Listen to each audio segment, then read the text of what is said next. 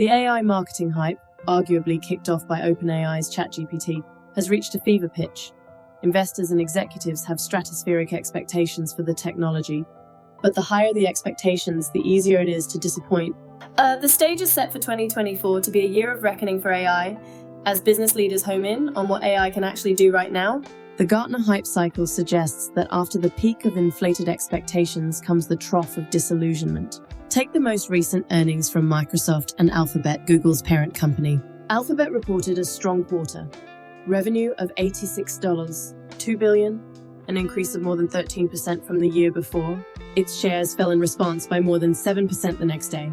Microsoft similarly reported its net income rose by 33%, and its shares too fell, though only 2%.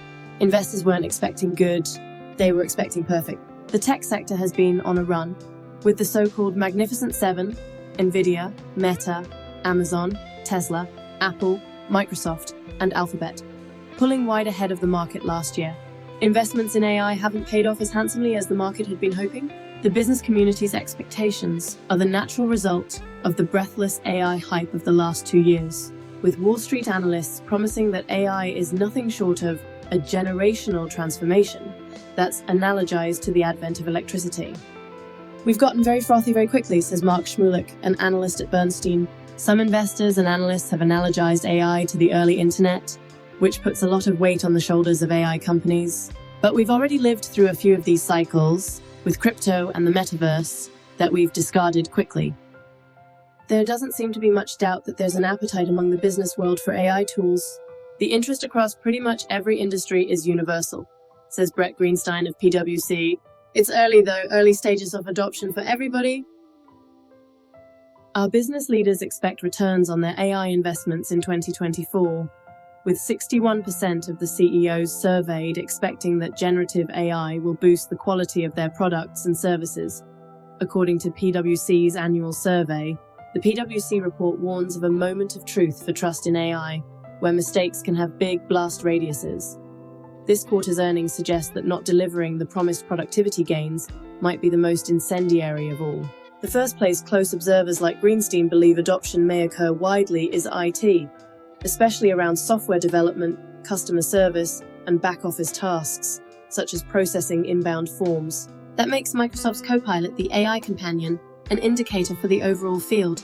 One soft measure of Microsoft's dominance is that, much as Googling quickly became synonymous with web search, we're talking about Copilot and not offerings from other giants, such as Google, Salesforce, or Oracle, says Adam Nowinski, co-founder and general partner at OTB Ventures. Microsoft is ahead of Google and basically anyone else, Nowinski says. Their partnership with OpenAI, about which more in a minute, also lets them source development in ways that may be more important than just simple investment return, he told me. Everyone knows ChatGPT and OpenAI and everyone knows Copilot. But it took me a couple seconds to remind myself that Google has Bard, because no one is actually using this name. Bard has since been renamed Gemini, because nothing says reliable like the astrological sign most likely to escort you off the premises of your own life. Microsoft's leadership sets it up for a positive feedback loop, where more users mean more training, which means better data, which means more users. So watching how Copilot is adopted could be a proxy for how AI is being implemented, says Brendan Burke of PitchBook. That's an easy-to-use application that developers are testing as to whether it can meaningfully help them, or is a distraction, Burke says. For all the hype around incorporating AI into its Bing search engine, Microsoft's market share grew by less than 0.5%. Whether Copilot is actually worth its price remains an open question. Certainly, AI didn't help Microsoft in search. For all the hype around incorporating AI into its Bing search engine, its market share grew by less than 0.5%. Microsoft seems to have been fumbling for a good use for Copilot too. The brand started at GitHub and moved into sales products, and then into Microsoft Office apps. Even Microsoft's Super Bowl ad is vague. If there's a killer use case, the company hasn't yet found it. AI is expensive. Take OpenAI, for instance. In December 2023, its annualized run rate was $2 billion. Because that's a figure that takes the previous month's revenue and then multiplies it by 12, We know that means that OpenAI made roughly $167 million that month. It is nonetheless operating at a loss and will likely need to raise tens of billions more to keep going, the Financial Times reported. Sam Altman, OpenAI's CEO, has been seeking trillions of dollars in investment to entirely reshape the chip industry. Meanwhile, ChatGPT's growth has ground to a halt. During the era of zero interest rates, big tech could pour money endlessly into its pet projects. CEO Mark Zuckerberg's little adventure in the metaverse burned through at least $46.5 billion since 2019, Fortune reported last October. Maybe if we were still in that era, a company like Google could just pour money into AI. I don't think Google can light money on fire to their heart's content on these initiatives, Shmulik says. We are going through a period where investors increasingly care about profitability. That doesn't strike me as great news for Gemini, which, so far, appears to be a slightly better version of Google Assistant and falls short of ChatGPT. According to Tom's Guide, even Google is cutting costs, 12,000 jobs last year and more in 2024, and the bar for funding will likely be higher in 2024. The challenge for AI startups now is creating sustainable business models, as well as bringing AI to areas that haven't yet been disrupted, Burke told me. And the high valuations relative to revenue assigned to these companies suggest that VCs expect them to become tech giants in the long run.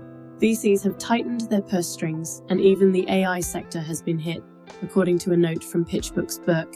Excluding deals made by Microsoft and Amazon, which aren't quite traditional VC investments, only $9 billion had been committed by VCs to the space by last November, which meant about the same level of spending as in 2021.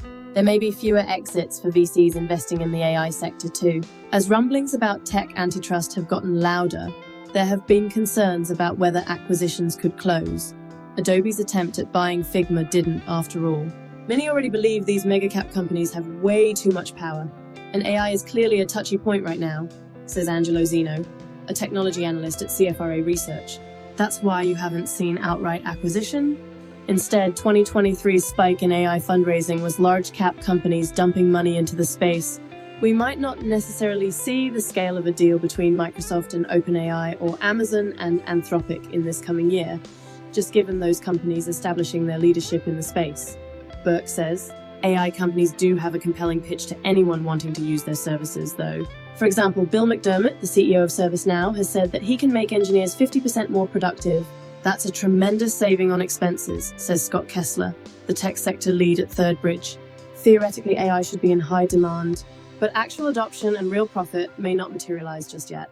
So far, it's not clear that Microsoft's Copilot is useful enough to justify its cost, according to the Wall Street Journal. Uptake has been slower than expected. Microsoft had to drop its initial requirement that companies sign up for at least 300 subscriptions. There also seems to be a drop-off in use a month after an initial surge. But don't worry, Microsoft has a plan to address that. It's going to make more alerts. Right now, most AI companies are generating money through premium pricing for better services, says PwC's Greenstein. But that could potentially evolve into outcome-based pricing, he says. The idea of paying on the outcome, I saved your money, I'll get some, you get some, everybody wins. It's a really interesting model in AI because there are a lot of things you can assure an outcome, he says. And I think those will be very compelling commercialization models. Thank you for watching this video. Don't forget to like and subscribe to my channel for more exciting content. Have a good day and see you next time.